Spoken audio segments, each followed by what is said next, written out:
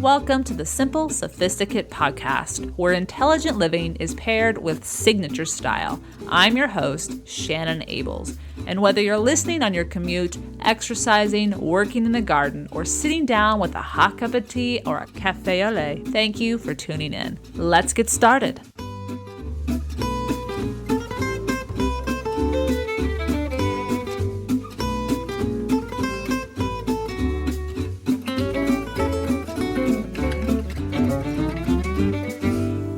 Welcome to 148th episode of the Simple Sophisticate. Today we're going to talk about the phenomenon known as Hygge, spelled H-Y-G-G-E. I'm sure you may have come across it, maybe even not even trying to. You saw it in a headline, you saw it at a bookstore. It seems to be a little bit of everywhere, and it's actually a wonderful thing, and that's what we're going to talk about today. But before I get to the topic of today's episode, a glimpse at what this week's Petite Please is. We're taking you into the kitchen. We're going to share with you a resource from one of my favorite cookbook authors. I'm excited to share another book that you may just want to check out, first in the library, and then if you love it, to purchase for yourself, or a gift for a friend who loves French cooking and quality food and recipes. All right, but back to today's topic, the Hygge phenomenon and living simply luxuriously. I want to bring in or begin with a quote from the Dalai Lama. Man, because he sacrifices his health in order to make money, then he sacrifices money to recuperate his health, and then he is anxious about the future that he does not enjoy the present. The result being that he does not live in the present or the future. He lives as if he is never going to die, and then dies having never really lived. I share that quote with you because this idea of Hygge is a means for bringing us back to the present and savoring what's really important and actually at the foundation of living a quality and contented life. And when I heard this quote from the Dalai Lama, someone shared it with me a few weeks ago, I started to think about it. And I did briefly talk about it in last week's weekly newsletter that went out to subscribers. But this idea that we plan. We're not really present. We're planning for this future that may never come, may not materialize the way we want it to. The key being, we need to figure out how to live well now. Because if we're not living well now, there may not be a tomorrow. And as we know, tomorrow's never promised. Doesn't mean we can't plan, but it's the idea of how do we live well now? And that's what Hygge really speaks to. And so I wanted to bring it into this podcast and to look at it through the lens of how is it similar to living simply luxuriously. So let's get started. Most Sunday mornings at around 9 or 10 o'clock, you will find me in my living room, having just returned from walking my boys, Norman and Oscar, settling in with a pot of black tea, a warm croissant from a local bakery, and the Sunday newspapers. Such simple pleasures bring me a priceless amount of happiness, and I look forward to this weekly ritual as I tuck into bed each Saturday night. In fact, on today's show notes, you'll see a picture from a couple weeks ago of my Sunday with my dogs and my little simple luxuries that I just spoke about. I post this image often on the blog because it happens quite regularly. And it is something so simple that we can curate for ourselves if you too would enjoy something like this. The recent trending term Hygge, spelled H-Y-G-G-E, in the lifestyle publishing industry springs from the happiest country in the world as found by extensive research compiled by the United Nations World Happiness Report. In fact, it was in 2006 that it was ranked the happiest, and just last Monday, the latest happiness report came out as well, and I'll provide a link to that so you can see exactly where your country falls on that report. Simply defined, incorporating Hygge into your way of living is a choice to encourage the enjoyment of life's simple pleasures. In other words, to cultivate a strong well-being. There are a multitude of books focused exactly on how to welcome a Hygge lifestyle into your life out on the market at the moment. And I share a handful of them on today's show notes. I think I have 1, 2, 3, 4, 5, 6, 7. And they've all just been recently published in the last year. And there's even more when you search them on bookshelves and bookshops and online. But I'll provide a link and images to all those most talked about and discussed covers. Needless to say, the attention to a way of life that welcomes in the simplicity and everyday savoring of pleasures and reminds of the gifts a welcoming sanctuary can bring into our everyday lives is something that tickles me immensely, as you might imagine. Many Simply Luxurious Life readers and listeners to this podcast have pointed out the similarities between Hygge and living simply luxuriously. And after reading 2 books on the subject, I certainly have to agree. So that's what we're going to talk about today. How exactly do these 2 concepts overlap? How are they similar? Let's take a look. The first way, it's about savoring quality in every arena of life, from the food that we eat, whether it's a decadent hot chocolate with homemade whipped cream, or to the relationships that we build, the people we spend time with and enjoy their company. Could also just simply be your everyday experiences. How do we make those simple pleasures? And it's about a small but welcoming home. So creating a sanctuary, as we'll talk about at number 2, that fosters being able to appreciate simple pleasures. So number 1 is about savoring a quality of life in every arena. 2 is, as I just mentioned, cultivating a sanctuary where you can relax, unwind, and rejuvenate. This is the place that when you come home, no matter what time of day, you love stepping over that threshold. It brings you calm, a deep breath aside, and you just lose all track of time. And it's a wonderful place to be, especially when it's cold out or dark out or rainy. You can find comfort in your space with those that you love, or if you're by yourself. 3, light a candle or 2 or 3. Create a mood, an ambiance. The Danes are known for lighting a lot of candles, and there's a reason for that. It does create a lovely, welcoming, warm mood and a feeling in the room. It softens the light, which is much more peaceful. And if you want scented candles, that's one of the things I enjoy. It's a lovely way to, again, set a particular calming situation to share with those you enjoy spending time with. Number 4 is cultivating trust in those you love, in the communities you live and work in. So it comes back to that whole idea of relationships. You want to build a place, a life where trust is at the foundation. One of the things they pointed out as being the reasons that Danes are so happy is that they trust each other. They leave their baby carriages outside of the coffee shop and go in and have a cup of tea with a friend and their children. They don't have to lock everything up. Now, it's not to say you shouldn't be vigilant. You know where you live. You know your community. But it is that idea of trust. And when you can trust your neighborhood, your people in your neighborhood, and we can trust the city or town you live in, when you can trust the people that you've welcomed into your life, you bring into your life a bit more ease. In fact, a lot more ease and calm. Number 5, building a life that enables you to feel free, thus realizing you have more control over your level of happiness than you may have once assumed. In other words, you truly can become the CEO of your own life while building and being a partner in your community, home, and workplace. You have so much more control of your happiness. And when you know the tools that you can cultivate and build within yourself, you can then build that happiness, let go of the unnecessary, cultivate quality, let go of quantity, and that happiness quotient increases. Number 6, it involves a strong, respectful support system.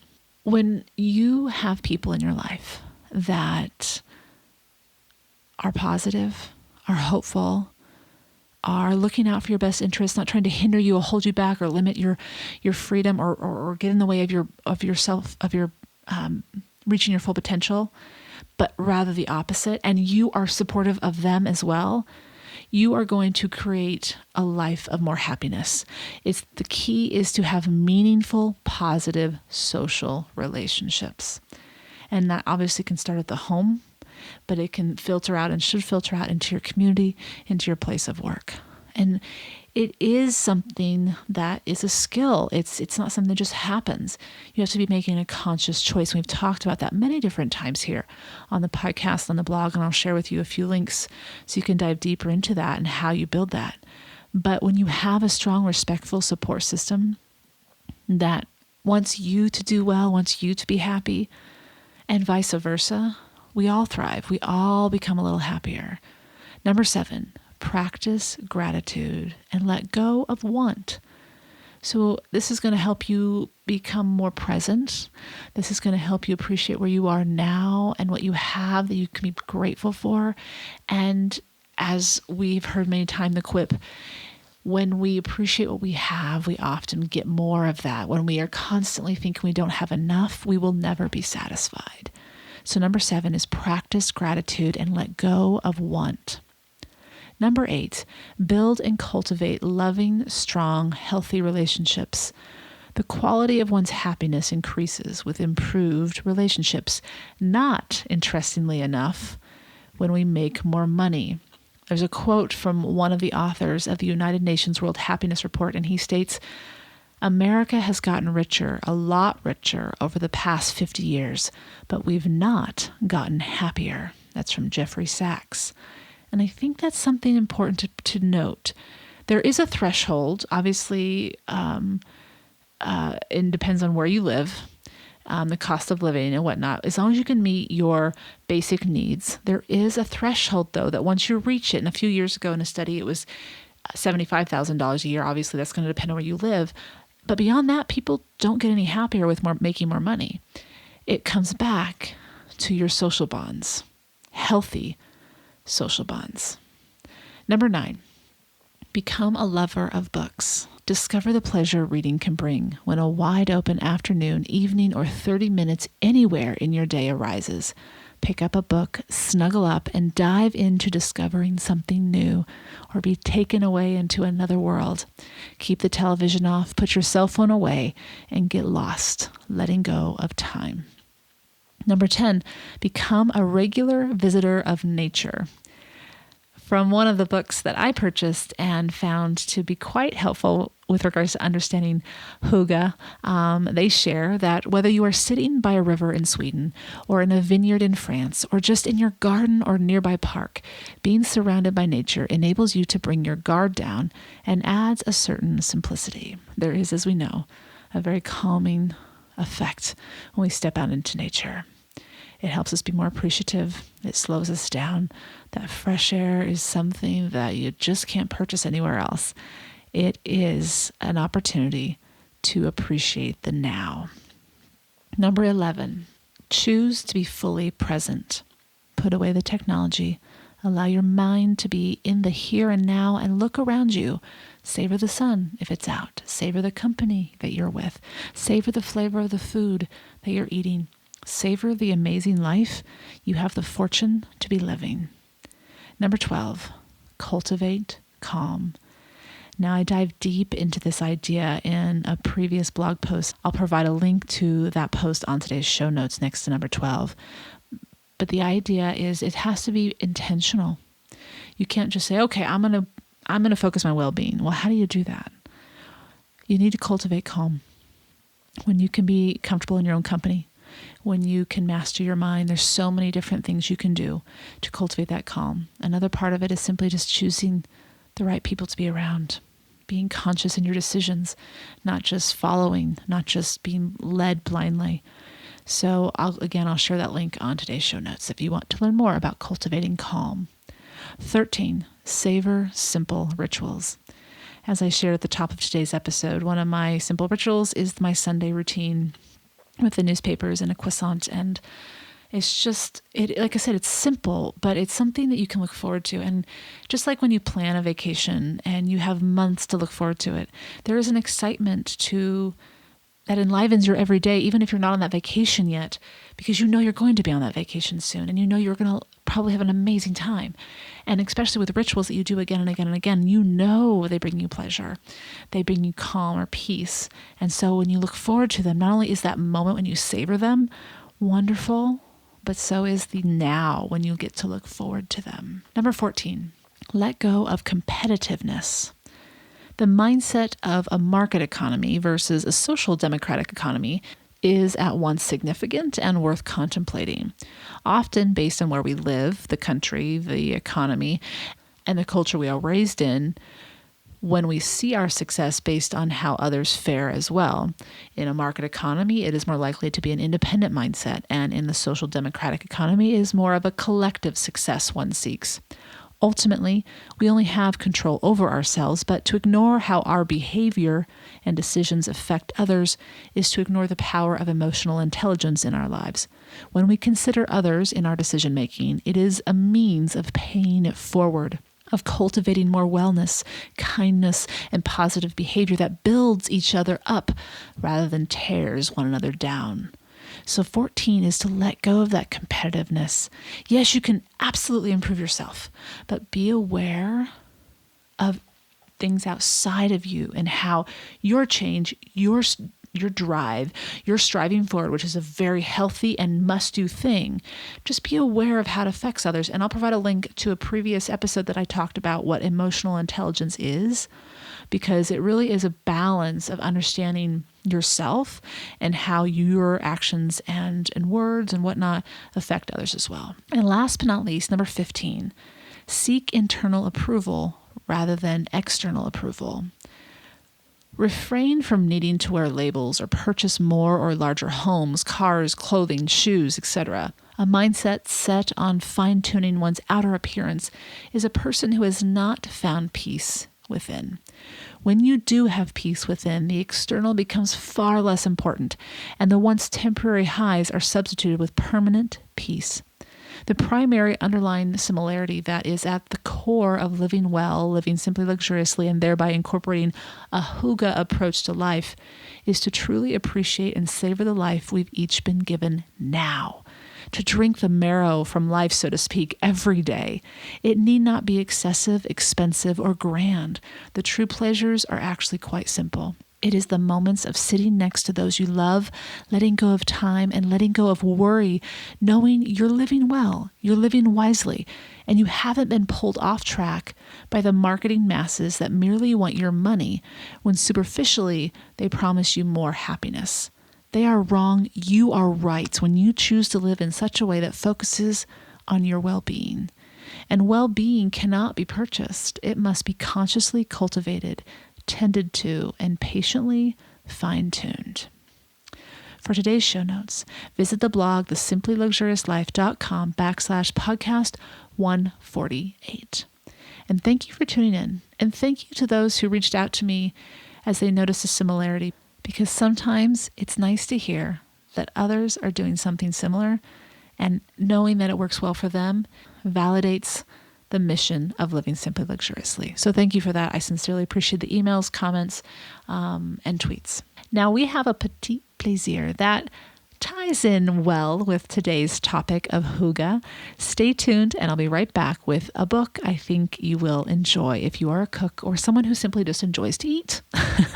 I'll be right back.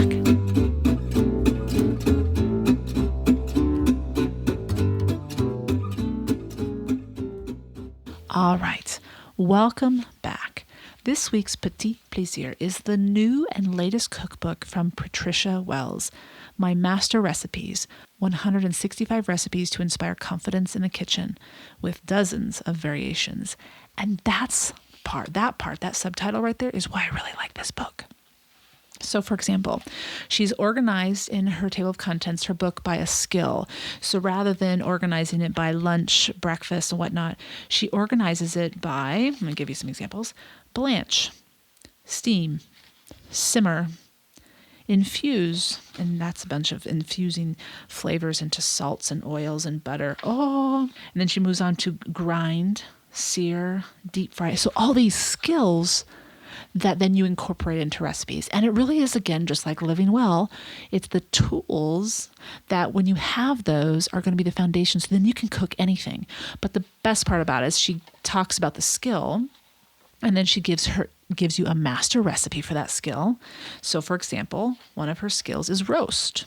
All right, that's simple enough, I think, but maybe not. Maybe there's other difficult things as well. Yes, there are. What am I talking about? Anyway, a simple roasted recipe that she starts off with, this is her master recipe, is roasted autumn rainbow vegetables. This is the easiest thing to make in the world, but why not make it spectacular? And that's what her master recipe does. Then she gives you a few other recipes to dress it up a little bit. That's what I like about this book. She gives you about 2 or 3 extra recipes beyond the master recipe and talking about that particular skill. It's a beautiful concept of a book. And then the last little extra that she gives you is sources for the pantry and the kitchen. And I always enjoy that when chefs do it because while I won't maybe take everything they suggest, there may be something that I think, oh, I wouldn't have thought to add that. And I do enjoy her recipes, so I better make sure I have that in my pantry. This is a book that I actually just saw in my own library this last weekend. So you can check it out at your library, I have a feeling, to see if it is indeed something you want. But I think what you'll find, as I am discovering, this is a wonderful resource for you, the cook, who wants delicious and simple recipes. And again, the core is to learn the skills, and that's what this book does. So I'll provide a link to my master recipes on today's show notes, thesimplyluxuriouslife.com/podcast 148, and you'll see a picture from my Instagram feed as it just arrived last week. I hope you've enjoyed this week's Petite Plaisir, where each week ideas are shared to make the everyday all the more enjoyable. Tune in at the end of each Monday's podcast where I'll recommend a book, a film, or a recipe, anything that is a simple pleasure to satiate your sophisticated taste. Thank you for tuning in to the Simple Sophisticate podcast, where intelligent living is paired with signature style. For more ideas and inspiration throughout the week, stop by the blog, thesimplyluxuriouslife.com, or pick up the book, Choosing the Simply Luxurious Life, A Modern Woman's Guide. To stay caught up on the most recent podcasts, blog posts, and receive exclusive news as well as an extra dose of inspiration, subscribe to the Simply Luxurious Life's weekly newsletter, which arrives in your inbox each Friday to enjoy with a hot cup of tea or your morning coffee, just in time to jumpstart the weekend. Until next Monday, I'm your host, Shannon Ables. Bonne journée!